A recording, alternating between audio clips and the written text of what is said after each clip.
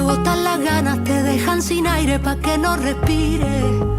Te cambian la historia, te guardan los libros pa' que se te olvide que fuiste gaviota, que libre volabas. Ibas enjaulada con tus alas rotas comiendo migajas. ¿A dónde vas? Buen lunes 6 de julio, un nuevo programa de El Hilo Invisible. Aquí estamos desde la ciudad de Rosario, la provincia de Santa Fe, el Complejo Cultural Atlas. Los saludamos. ¿Cómo estás, Luis? Saludamos a nuestro coequiper, Luis, Mar del Plata. Te veo, ni te pregunto si tenés frío, porque estás tremendo. Buenos días.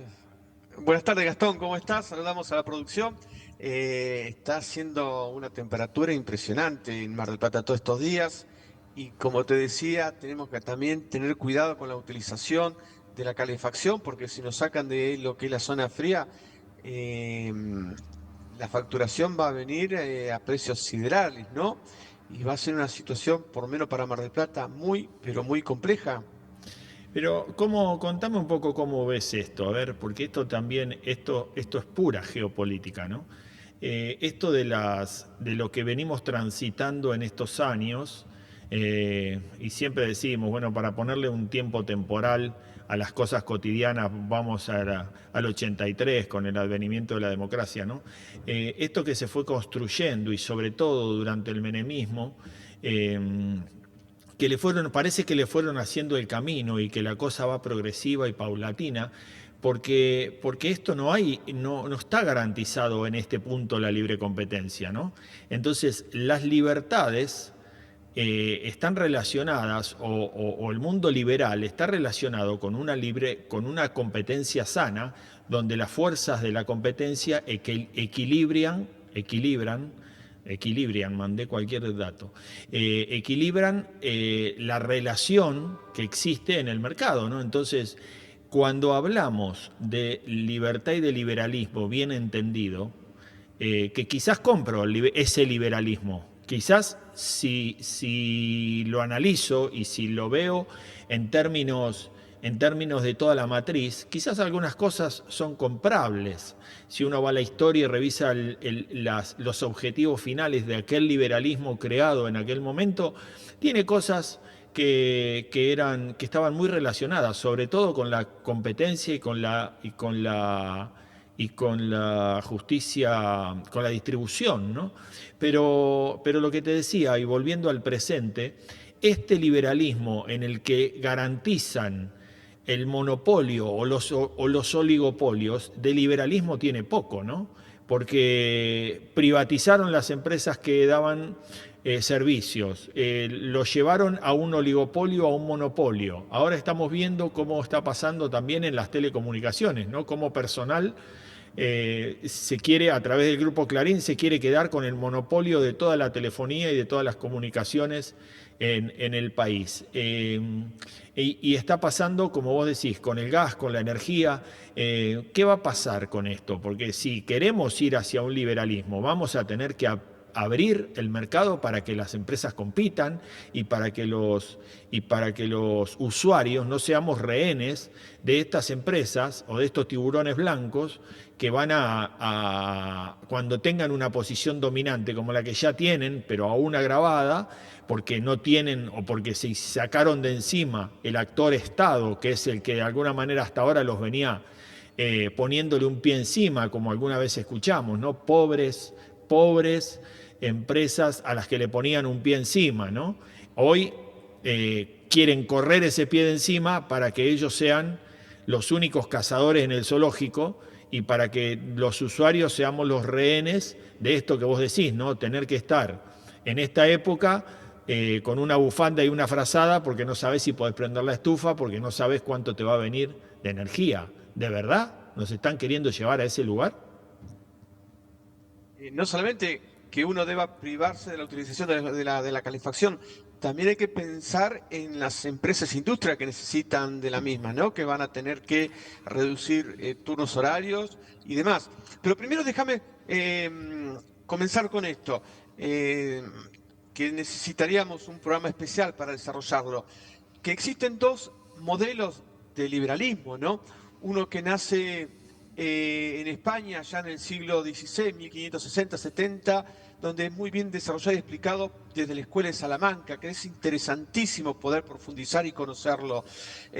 Un modelo liberal que es teorizado hasta bien entrado el siglo XIX y que después de alguna manera eso se pierde, obviamente, intencionadamente, ¿no? Porque nace un nuevo sistema liberal que viene desde Gran Bretaña y que se impone a partir de la primera y segunda revolución industrial y que es el actual, ¿no? Un liberalismo sin responsabilidad, totalmente fuera de todos principios y de valores, cosa que contenía ese liberalismo que nace en la Escuela de Salamanca.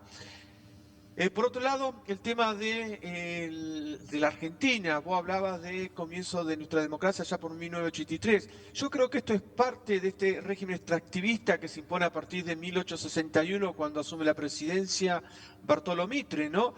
Donde todo lo que se produce sale para afuera, inclusive no solamente en bienes, granos, en carnes, en cuero, también en divisa.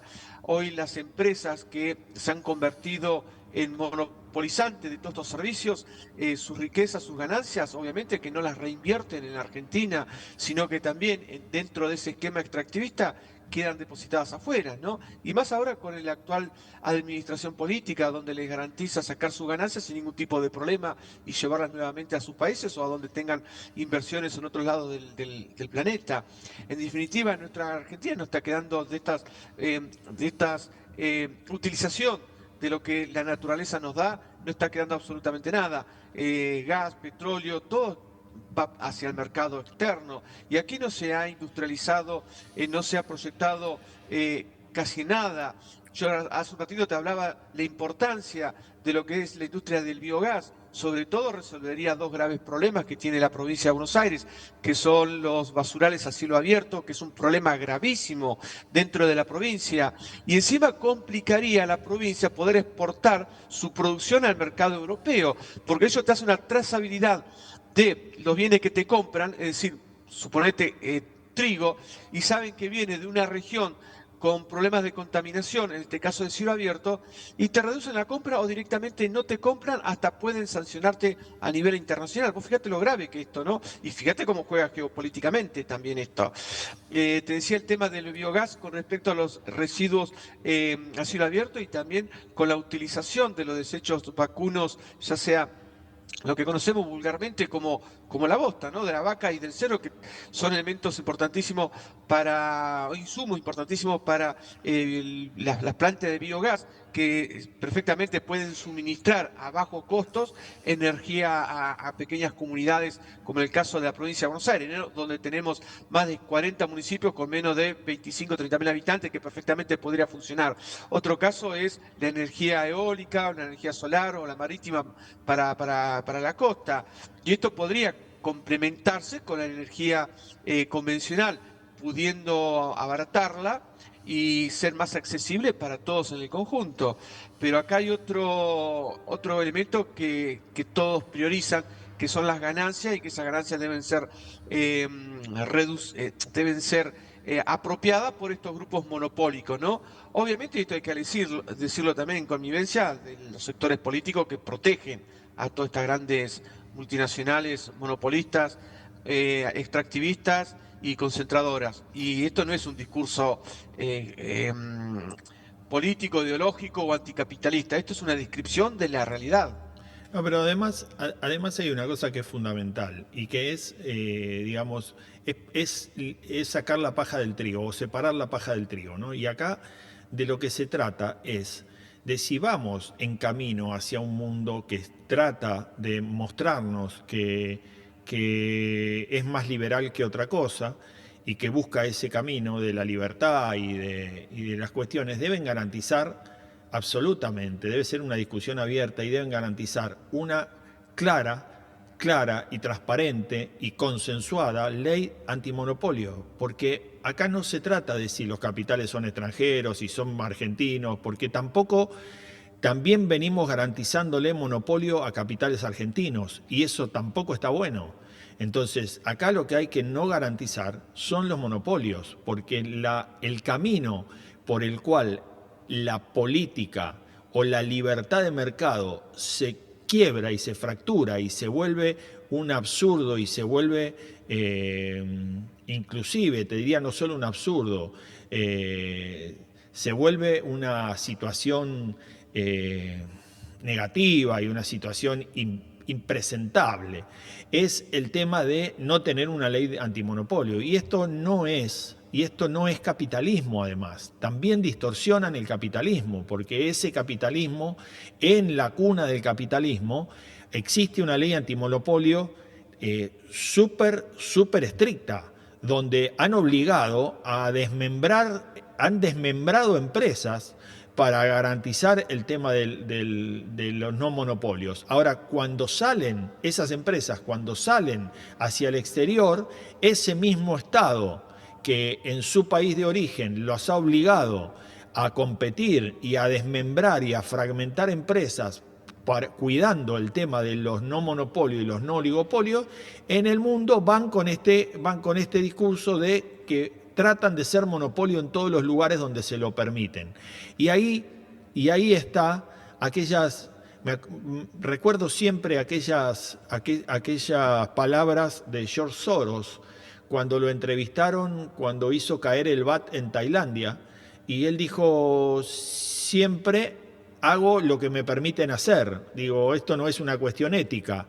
Voy a los mercados y miro la ley y cumplo con la ley y hago hasta donde me dejan hacer. Entonces, el problema definitivamente lo tenemos nosotros y nuestra dirigencia política como sociedad, institucionalmente hablando, inclusive no solo la política, la justicia, los diferentes poderes de la democracia, las instituciones. Acá tienen mucha responsabilidad las instituciones, sobre todo aquellas instituciones vinculadas al desarrollo productivo.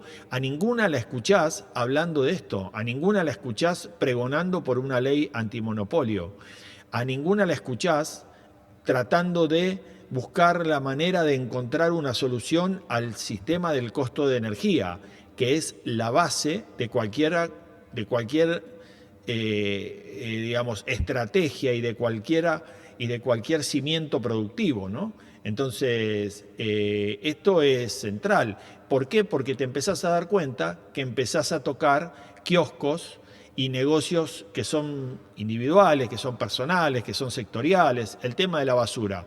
¿Vos creés que a esta altura de la tecnología la basura no se puede transformar en energía?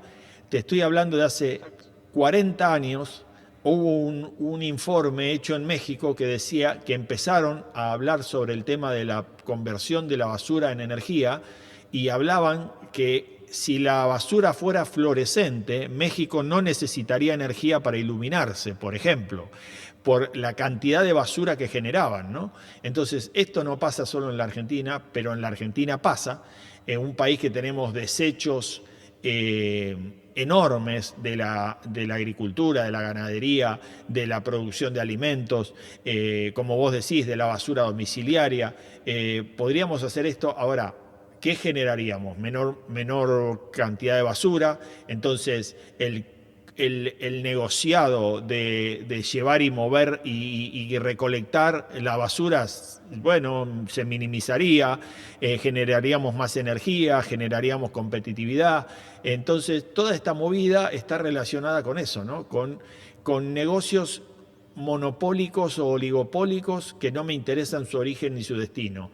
De nuevo te vuelvo a repetir, si las empresas, si vienen inversores extranjeros, ganan dinero, generan productividad, generan trabajo, generan prosperidad y en su legitimidad también hacen los pagos de los impuestos correspondientes y demás, y después se quieren llevar sus ganancias, que se las lleven, no me importa absolutamente nada eso.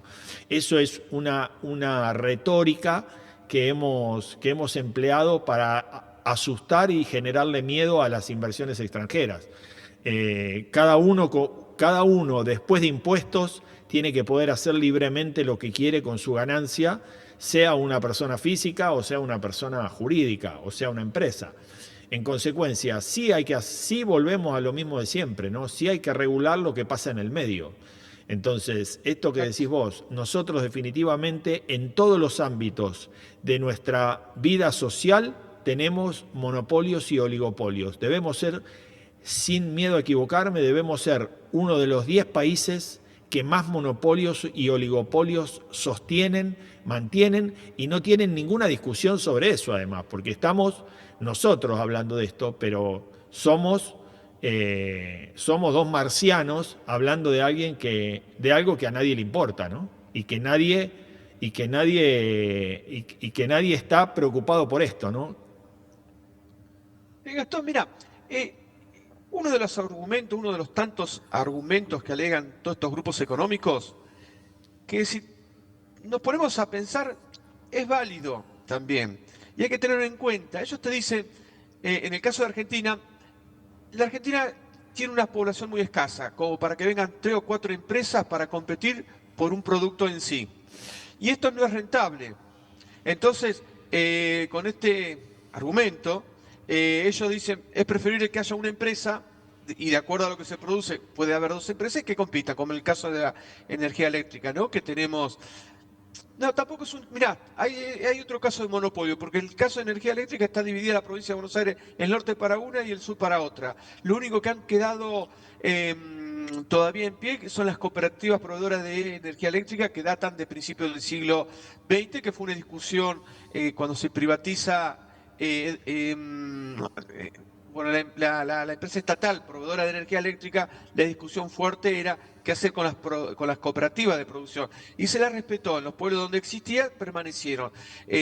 Las cooperativas le compran la electricidad, en este caso acá en el sur de la provincia de Buenos Aires, a EDEA, y después la suministra a los pueblos. Pero en un precio considerable. La ventaja que tienen las cooperativas es que si vos te atrasás un mes o 2 meses, vas a la cooperativa, hablas y no te corten el suministro eléctrico. Como se conocen todos, entonces te permiten que acumules alguna cantidad de boletas porque saben que después, cuando empiece la temporada o mejore un poco tu situación económica, vas a pagar la deuda. Esta es la única ventaja que tiene un sistema de cooperativas con respecto a las grandes multinacionales.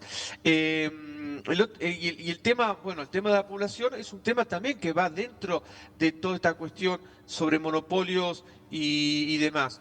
Y es real que la Argentina tiene una población escasa para las necesidades que tienen todos estos grupos monopólicos, ¿no? Todas estas grandes empresas. En el 2024, Europa firma un documento con sus integrantes con respecto al tema de la agricultura, ¿no? Que podríamos titular ese documento como ¿qué hacemos con nuestros agricultores? Obviamente que hay una defensa cerradísima en defensa de los agricultores europeos, en donde, si bien se permite la comercialización de productos agrícolas ganaderos con el resto del mundo, en particular con América y con el Mercosur, se exige una trazabilidad de los bienes que ingresan a Europa y que deben cumplir con ciertos formalismos, protocolos, ¿no? Y que tiene que ver justamente con todos estos temas. El tipo de energía que se utiliza, contaminación del medio ambiente, la deforestación, lugares que son deforestados, te mandan los barcos con la cosecha para atrás, no les importa.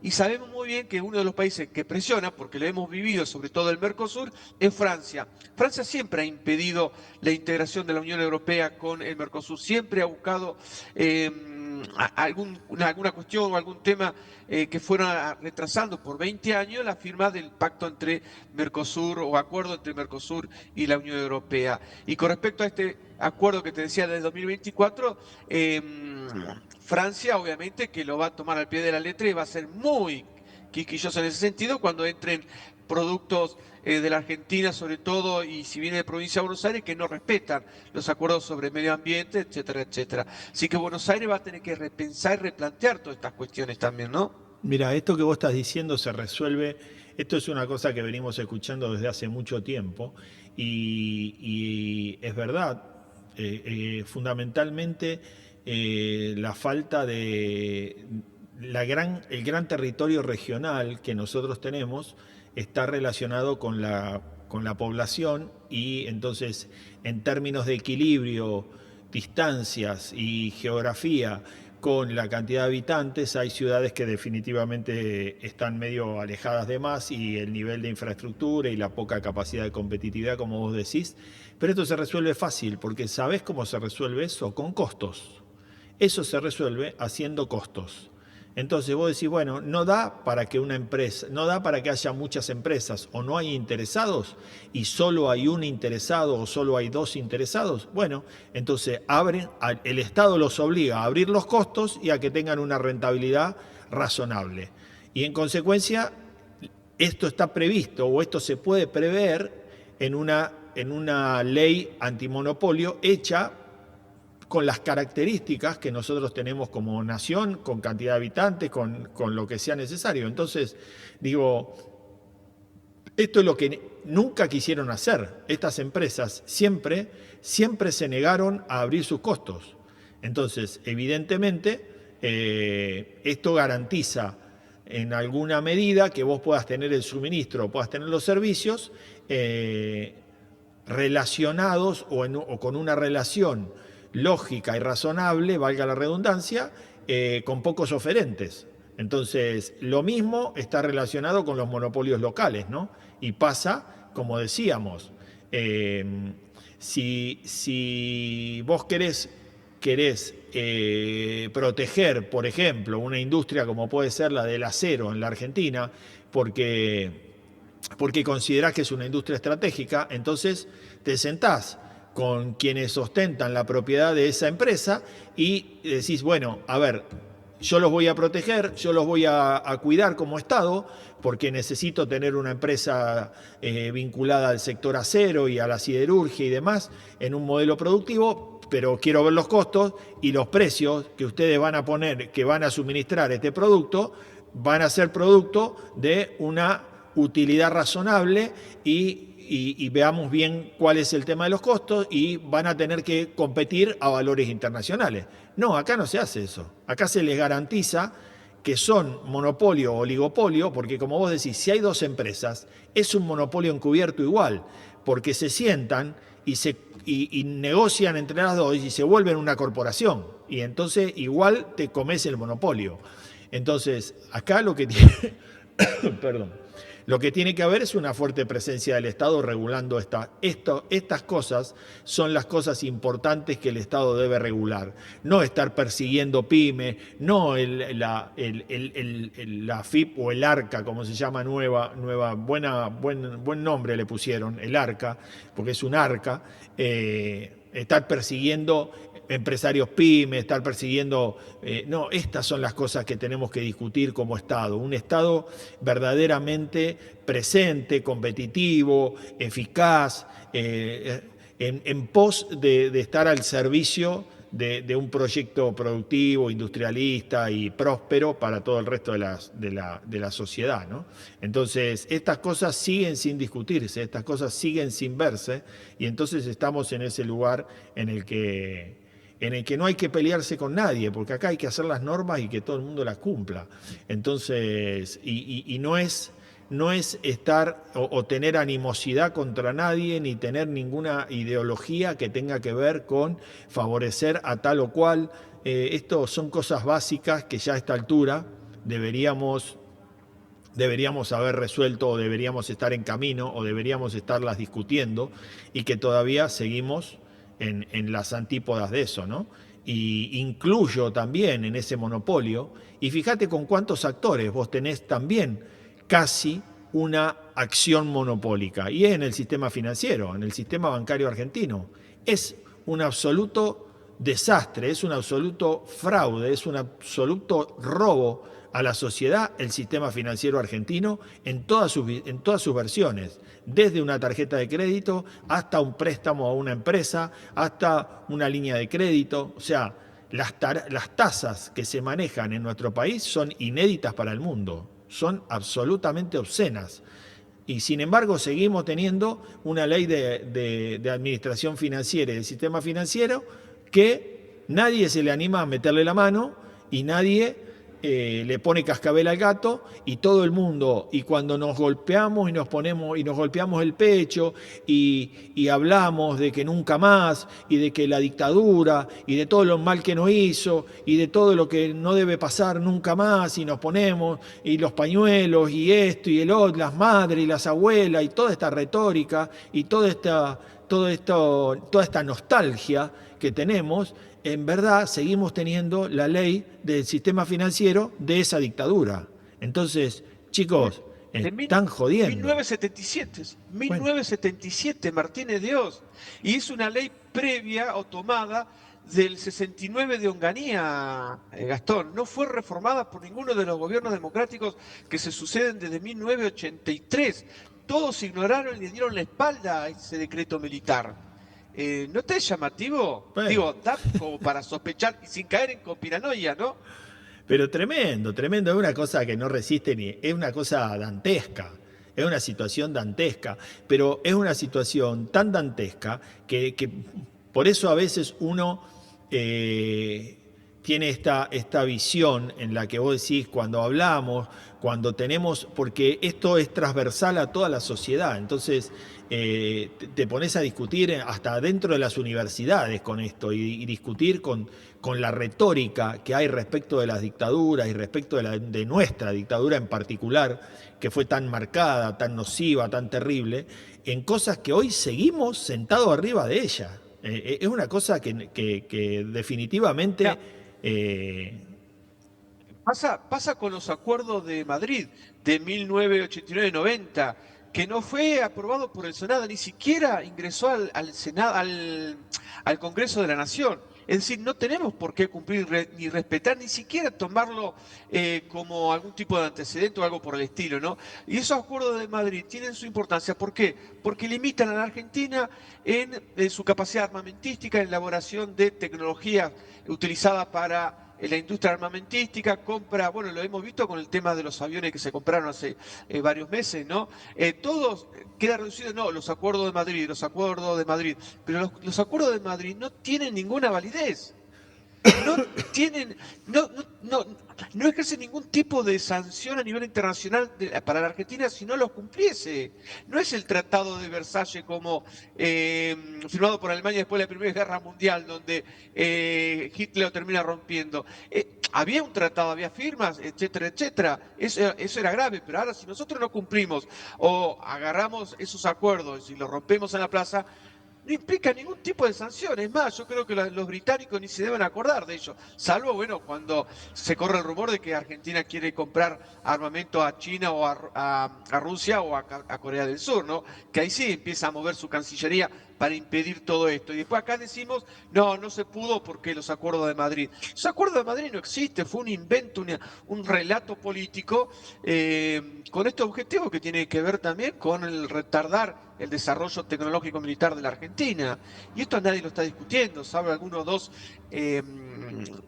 personas que están en actividad política y que lo hablan en algunos programas, pero después absolutamente nadie habla sobre la falsedad y la mentira de este acuerdo, de los acuerdos de Madrid.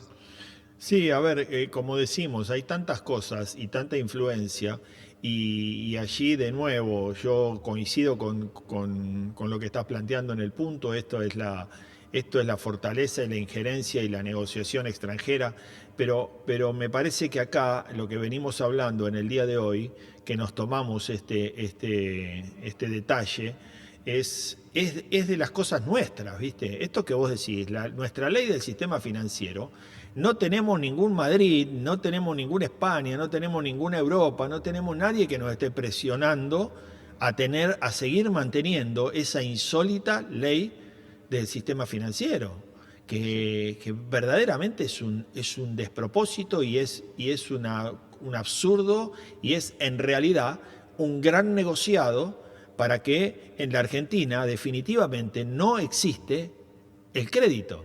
Esto es la situación. En la Argentina no existe el crédito. En la Argentina el crédito no es para fomentar el ahorro, no es para el desarrollo industrial, productivo, individual, personal. En la Argentina el crédito es una usura absoluta en todos sus niveles. Entonces, amparada por una ley de una dictadura a la que nosotros nos rasgamos la vestidura y vamos a las movilizaciones y vamos a las manifestaciones y nunca más y nunca más y nunca más, y hay que cuerear vivo a todo lo que estuvo relacionado con la... Y estamos sentados arriba de la base de cualquier desarrollo próspero que puede tener una sociedad, que es su crédito, ¿no? Entonces, digo, esto es absolutamente... Entonces tenemos que empezar en Argentina, tenemos que empezar en nuestro país por estas cosas, por tocar y por poner la luz en estas cosas, ¿no? La Argentina aún conserva 3.400 decretos militares de las últimas 2 o 3 dictaduras, por lo menos desde 1955 a la fecha. La provincia de Buenos Aires, 2.200 decretos provinciales, que no son decretos que vos decís, bueno, lo podemos dejar pasar, no incide, no importa. No, tienen que ver con la administración de la provincia de Buenos Aires, con el ejercicio del poder dentro de la provincia de Buenos Aires. Tenés un régimen municipal del siglo XIX en la provincia de Buenos Aires, y esto ya lo hemos hablado muchas veces en el programa. El régimen de administración de lo que tiene que ver con las competencias, las facultades y atribuciones del intendente, del poder, de la Consejo Deliberante de los municipios, cómo se ordenan los municipios, es de la dictadura de Aramburu y Isaac Rojas, 1958, y ninguno de nuestros gobernadores han osado reemplazar, quitar o reformar. En la Constitución Nacional, en su reforma de 1994, artículo 123, establece que los municipios deben ser autónomos. La Constitución Provincial desoye la exigencia o la obligatoriedad de nuestra Constitución Nacional. Nuestros gobernadores mantienen un esquema provincial todavía del siglo XIX, 1880. Y nadie quiere reformar ni cambiar. Y con respecto a cuando hablo del cambio, hoy se puede. Hoy, mira, estamos en una situación algo similar, yo diría, a 1914 y 1939, donde Europa entra en un escenario de guerra continental, ¿no? De donde no sabe qué puede llegar a suceder o qué escenario pueda presentarse. Y ante este tema de incertidumbre, de alguna manera daban vuelta a la espalda a lo que venía sucediendo en Sudamérica. Y esto ha permitido que en Sudamérica nos pudiéramos en aquellos momentos organizar, en donde han surgido gobiernos de tinte nacional y que empezaron a pensar todas estas cuestiones, porque estas cuestiones no nacieron hace 20, 30 años, vienen ya desde el siglo XIX, y entre 1919, que nace el radicalismo, y a partir de 1930, 40, en donde empezamos a tener los primeros activos del peronismo, se plantearon estas cuestiones y pudieron dar soluciones a estos temas. Hoy estamos en la misma situación, empecemos a dialogar, a presionar, a hablar sobre estos temas y buscar soluciones. Tenemos una ventana, por lo menos de 3, 4 años, para intentar armar un nuevo paradigma argentino, mejor dicho, un nuevo modelo argentino para un proyecto de nación. Y también en el caso de la provincia de Buenos Aires, debemos aprovechar estos años de incertidumbres que hoy tiene Europa, una Europa que vemos debilitada, no solamente económica o socialmente, sino por lo que venimos observando futbolísticamente, ¿no? Ya no es el cuco europeo, vemos que a los equipos europeos cómo terminan arrinconados pidiendo la hora en cada partido que están jugando, y arrinconados por no los equipos sudamericanos, sino asiáticos y africanos. Yo creo que esta es un aviso de los próximos años que se vienen, de alguna manera, ¿no? Ahí vamos ya llegando vamos a salirnos de la Argentina, ya dejamos un poco planteado esto, vamos a avanzar sobre estos temas. Lamentablemente, le guste a quien le guste, son temas que van a poner definitivamente, si queremos entender y queremos enfrentar el mundo de hoy, la región de hoy, tenemos que definitivamente utilizar estas acciones para empezar a prender la luz donde son cuestiones basales, ¿no?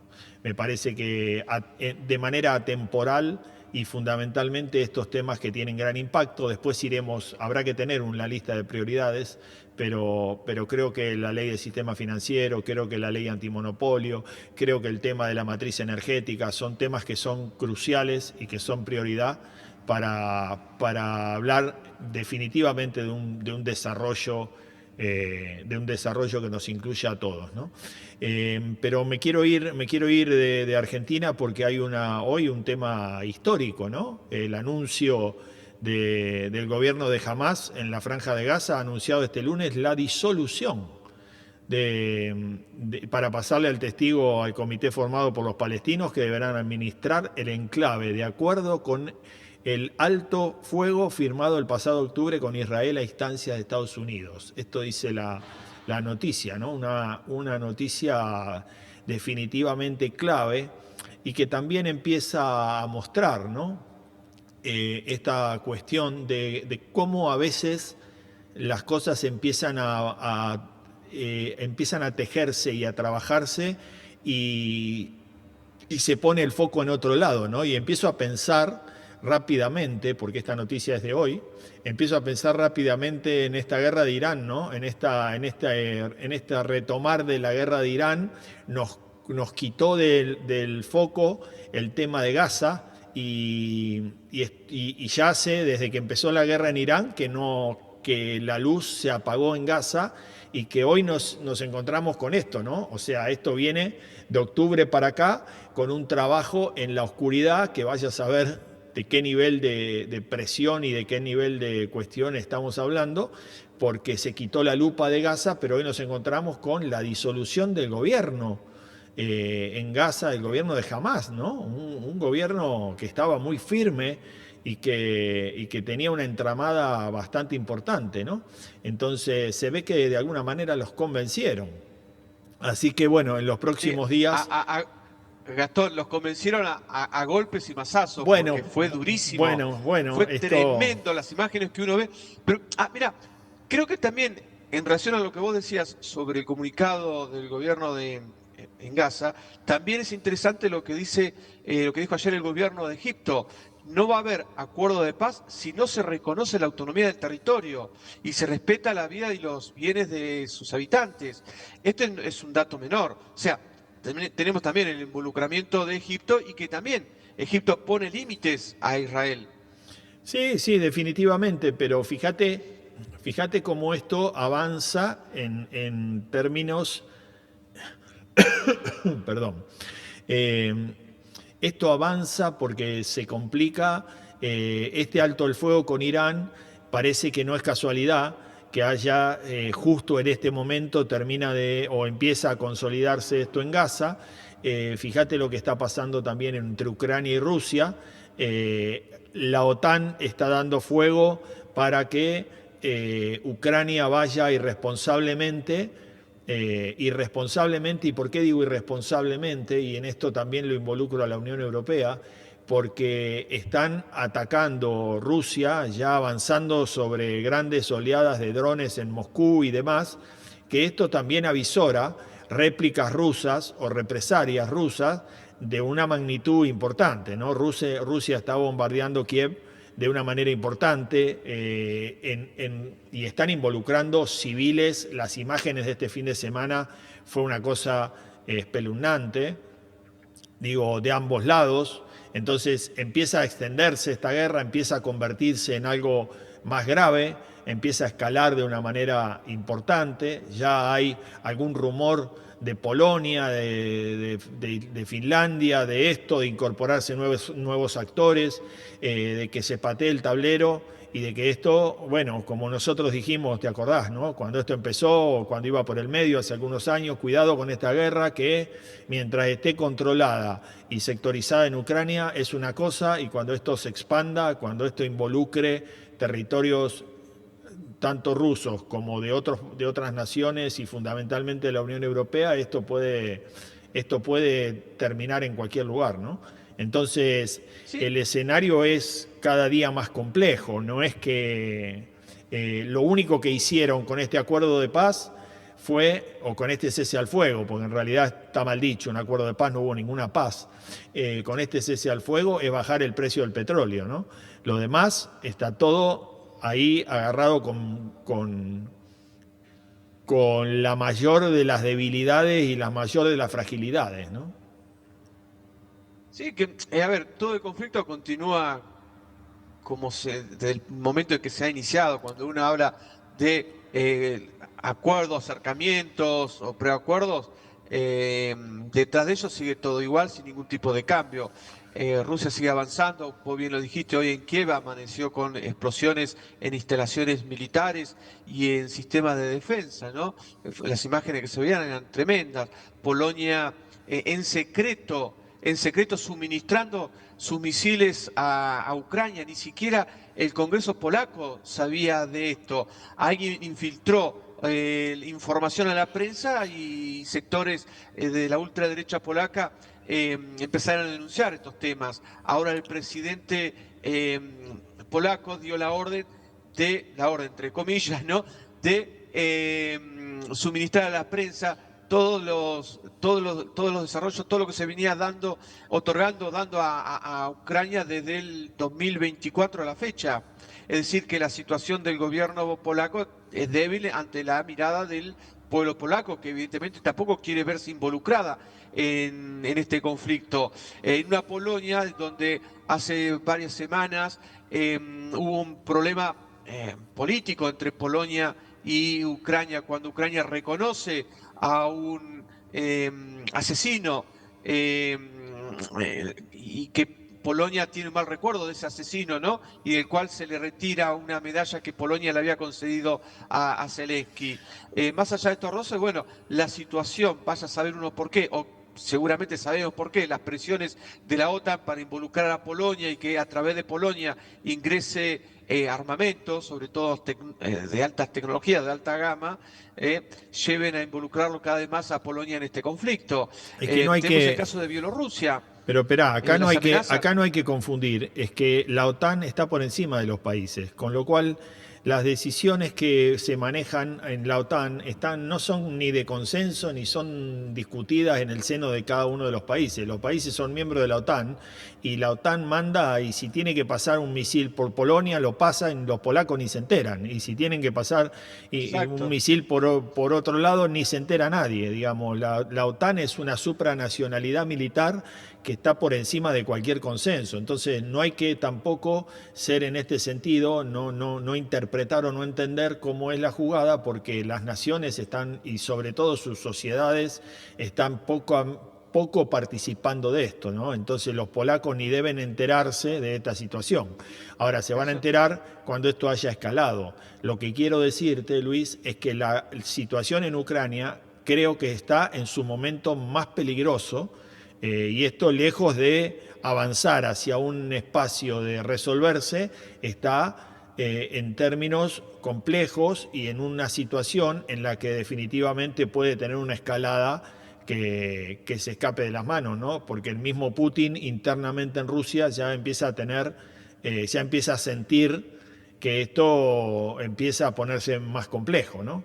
Entonces hay algunas situaciones que lo van acorralando y que lo van llevando hacia ese lugar, ¿no? A que la guerra entre Rusia y Ucrania empiece a tener definitivamente jugadores activos que sean europeos y que además de ser de la OTAN sean europeos, ¿no?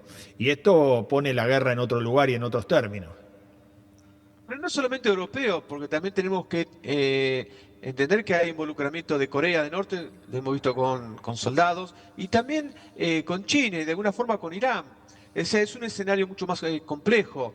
Y un escenario que también, mirá vos, de alguna manera beneficia a la Argentina. No es que uno está esperando conflictos internacionales para buscar ventajas, pero hay una realidad también. Vos fíjate que Ucrania deja de proveer granos a Europa, ¿no? Entre ellos girasol. Y en Bahía Blanca se levanta una planta productora ahora de aceite con una inversión de 400 millones de dólares. Aceite y derivado del girasol que obviamente va a reemplazar al ucraniano en Europa.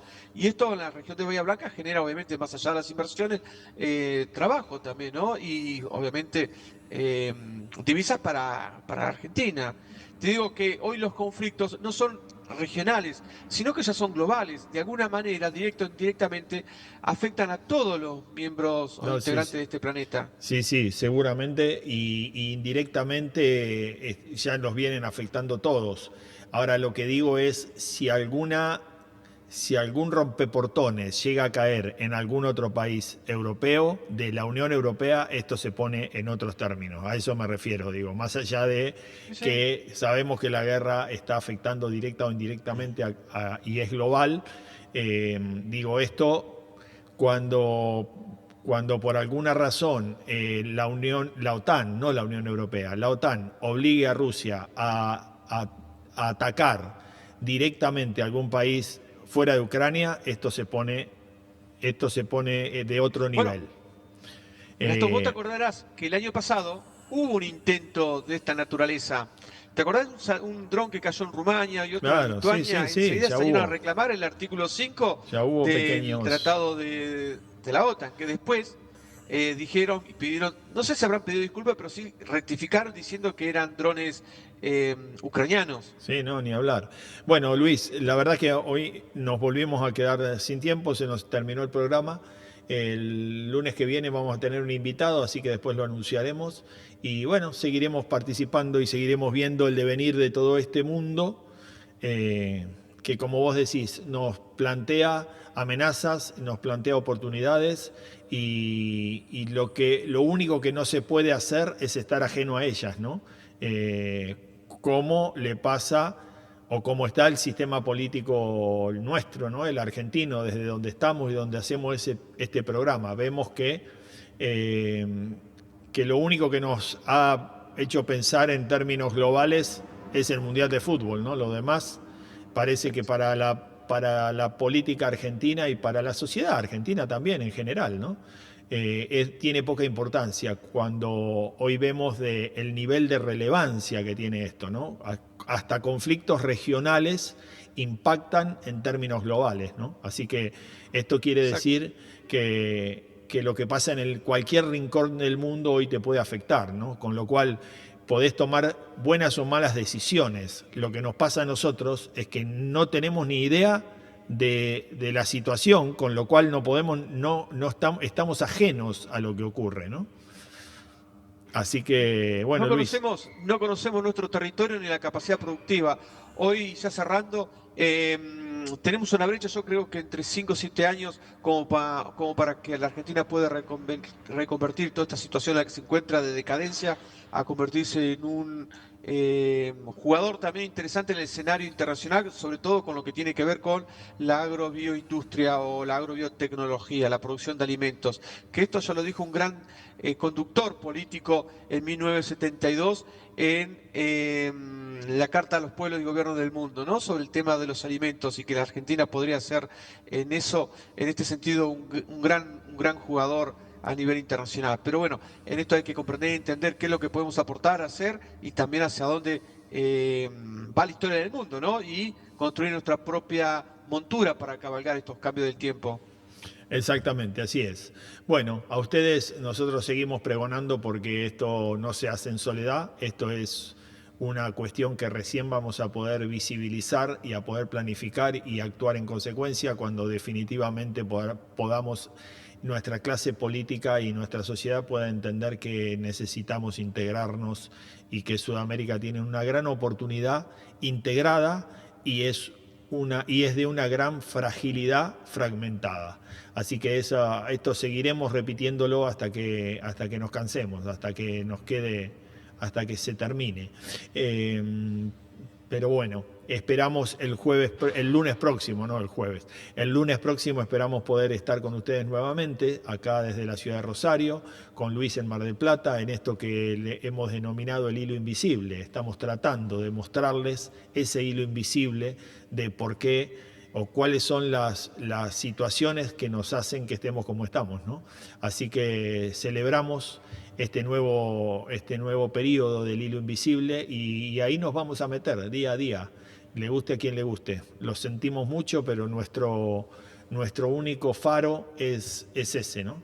Es mostrar las situaciones que tenemos fundamentalmente debajo de la línea de flotación y que nos hacen que no podamos ser, con todo lo que tenemos para hacerlo, nos hacen que no podamos ser una región próspera y una sociedad próspera, ¿no? Así que les mandamos un fuerte abrazo, esperamos que tengan una buena semana, que nos reencontremos el lunes próximo y que Dios los bendiga. Había perdido, ¿a dónde va?